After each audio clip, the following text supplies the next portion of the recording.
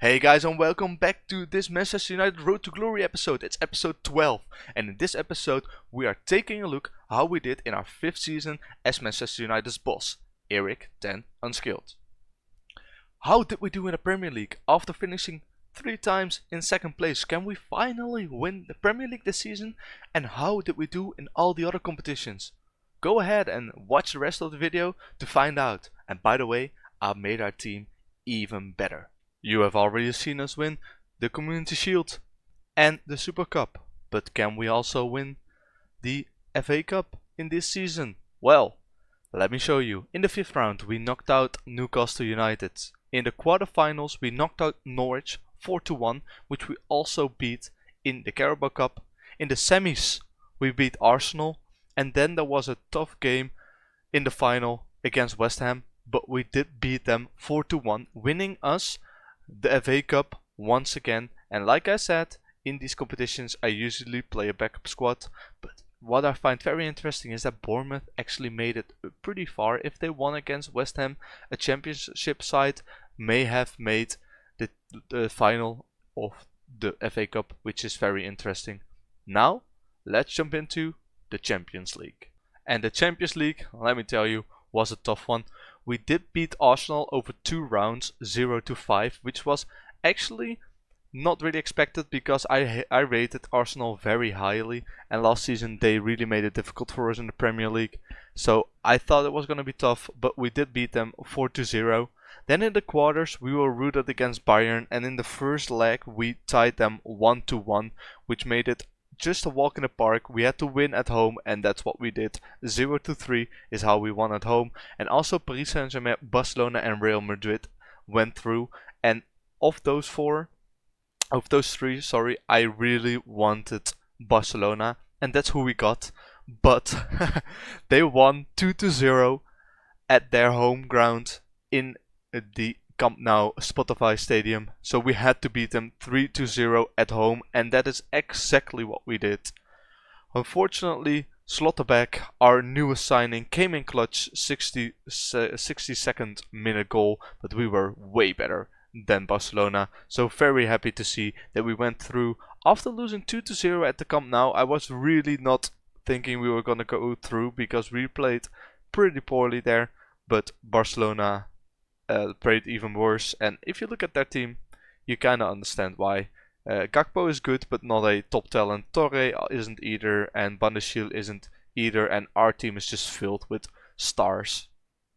Anyway, after that semi-final, of course we had to play Real Madrid, and in the final in Azerbaijan we beat them 2-0 with goals from, let me see, Sesko and Kvaratskhelia. Very nice. They actually miss a penalty, and look who misses it, Rashford. I mean, if you look at the score, we should have scored 4 goals. Looking at the XG, we didn't. We played very well, everybody in green stats. Trubin actually played insanely good that game, and he also got man of the match, although he didn't score. So very happy to be winning the Champions League once again. As you can see, 2 times in a row now, we're doing very nicely with that. As you can see, Bargy, highest rating, and if we look at goals you see Højlund here, because I did play my backup squad a lot in the Champions League. I think almost only the backup squad, and they just got the deal done. So very happy with that, because then I could focus my main squad on the Premier League. Let's go ahead and see if we also managed to win that Premier League title. What can I say?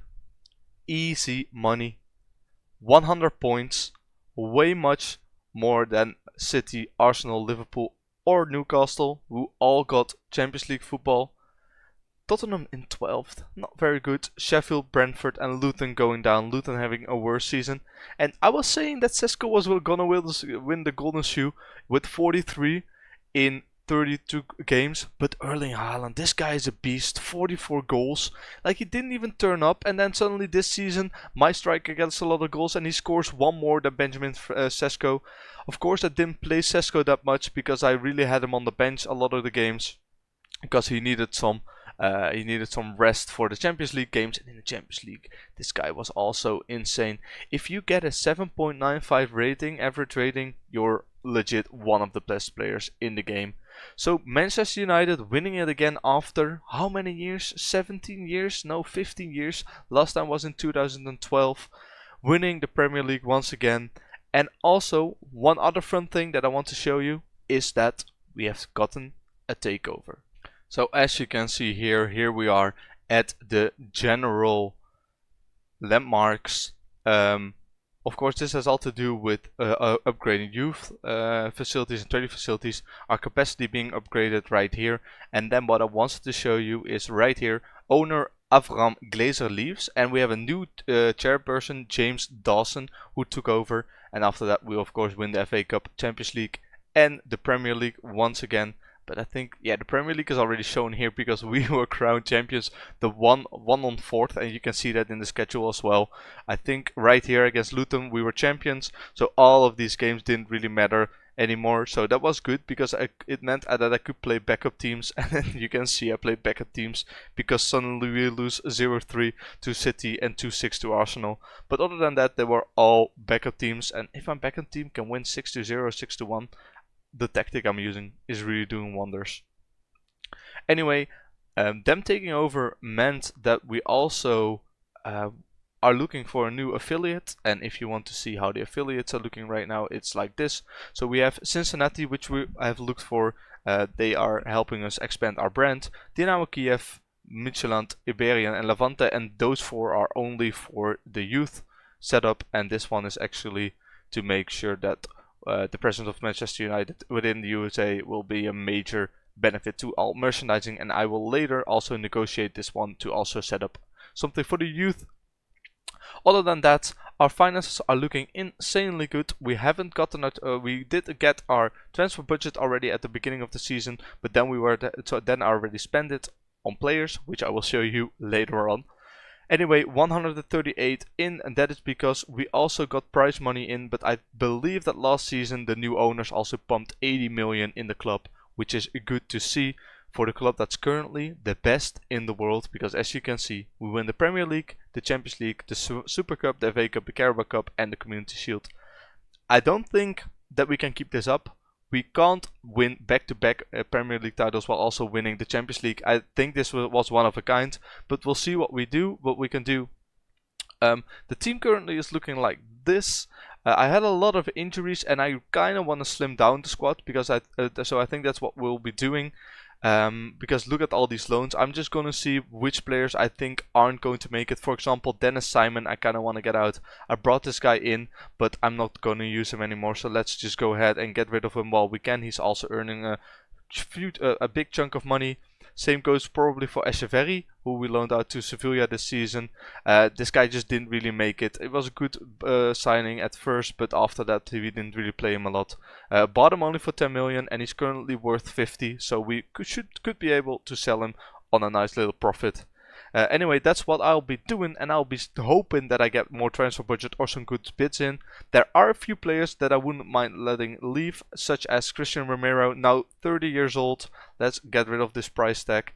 This guy, he's just old, so he could leave. If we also go ahead and check the squad right here, Scott McTominay and Dean Henderson I want to keep, but Conrad Leimer and Christian Romero could very well leave, such as Dewsbury Hall maybe. Nico Slotterbeck I think still has a good 4 years in him, but maybe like a bit for Scalia, and he can also leave. Of course we do need a good backup for that, and there's one player that I really want, but he is expensive as hell.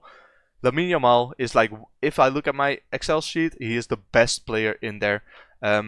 If you want to know how I make signings, I do it based on data. Go ahead and check the link in the video for the video down below. You will see me explaining how you can play Football Manager based on data, and just make sure that you sign all the players based on their attributes instead of you thinking that they might be good.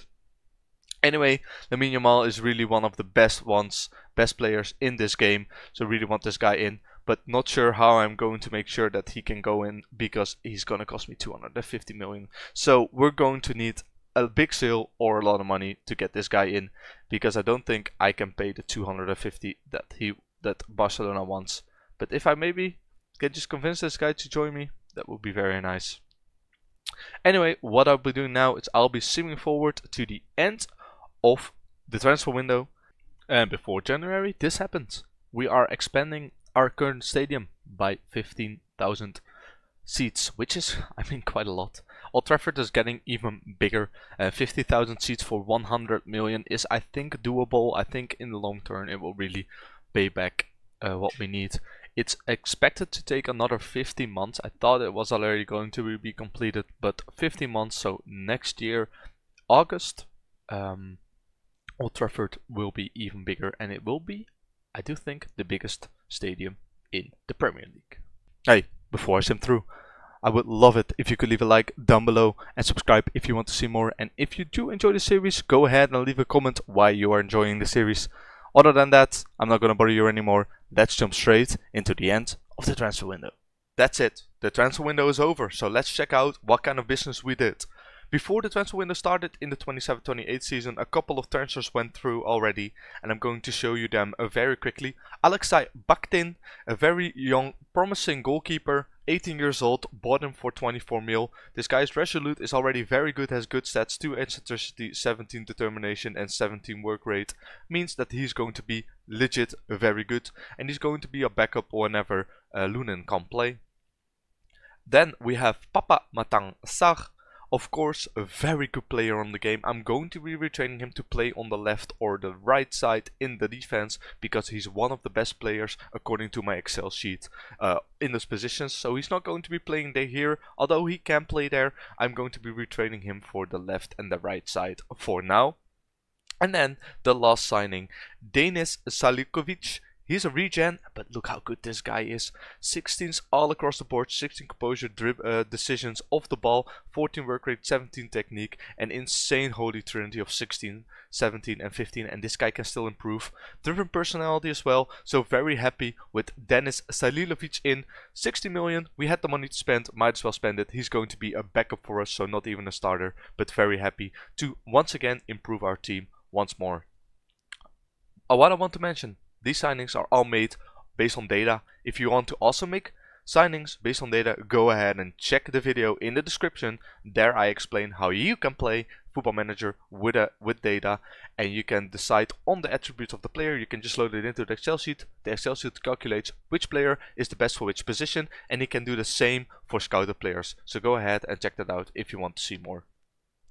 Without any further ado, let's jump into the players that have left. Of course, a little bit of loans, but those are already from last season. Konrad Leimer has left for 41 million. I bought this guy on a free. He played 10 games for us, didn't play. He played okay, but he's a backup. And Paris Saint-Germain just decided, hey, let's spend 44.5 million on him. You can take him. You can take him, of course, for 44.5. So managed to sell him on. And then also something I wasn't really sure of, but Zaire Emery, I loaned him out to Chelsea because I know that at Chelsea he's gonna get a lot of playing time, already playing 3 games, and he wasn't really a starter for us, as you can see right here, 21 games only. So I was hoping that he could go to Chelsea, get some playing time, and then come back even a better player, and we can hopefully use him in the future. Without that out of the way, let's jump into the transfers that we made in this actual transfer season. And as for transfers, nothing really interesting happened in this season. I'm just going to walk through it very shortly. We loaned all of these players out, some with a fee, some without a fee. I decided to just get rid of most of them, loan them out again. They're still very young. For example, Lucerno is 20 years old. I don't think this guy is going to make it in our team. But anyway, he's at Montpellier, so we bought him in for 6.5 million. We can hopefully sell him for like 20 or 30 million once he's like 22 or 23 years old.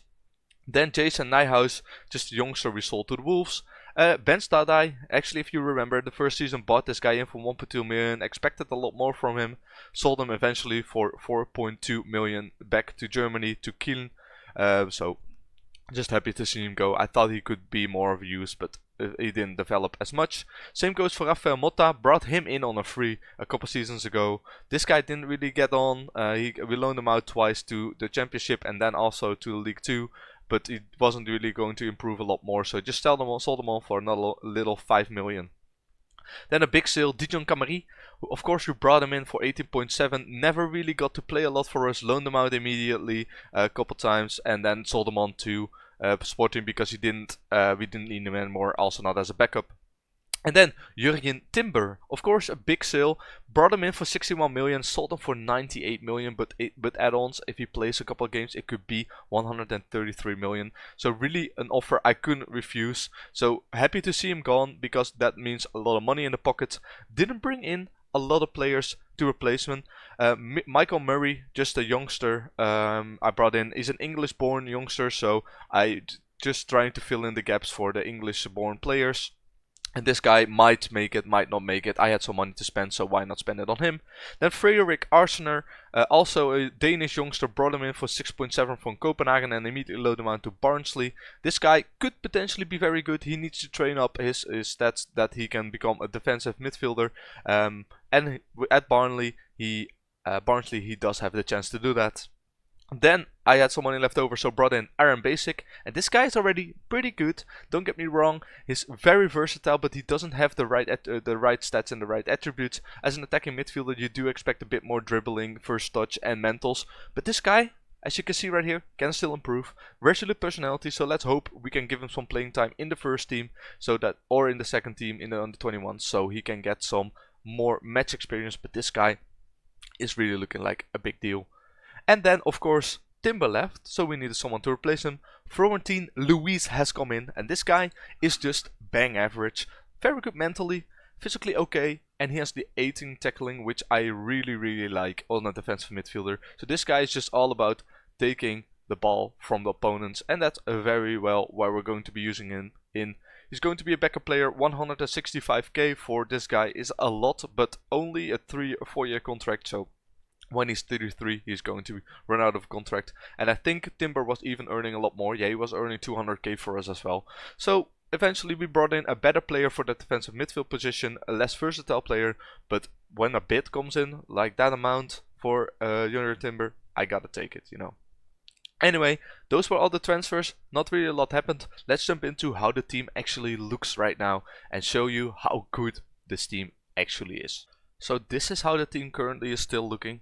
Very good team, if I'm not gonna lie to you. Papa Matangsar is an immediate starter for us if he can get more familiar on that left back side. Then Romero and João Javes still in the midfield. Gonzalez actually moved up in the picking order, and he is now our right winger, our inside forward. But look how insane this guy is. Like, it's almost impossible not to play this guy. 20 passing, 18 first touch, 16 dribbling, 18 technique. This guy is absolutely insane, and he could still improve as well. So very happy to have him in. Then Jamal Musiala still in. Gave him a new contract, 550k he's now earning, but this guy is worth it all the way. Look at this, 16 goals, 13 assists, 22 goals, 5 assists. This guy is the best buy. Also for 282k mil, he is the real deal, and I'm very happy we brought him in. Also for Scalia, we gave him a new contract as well.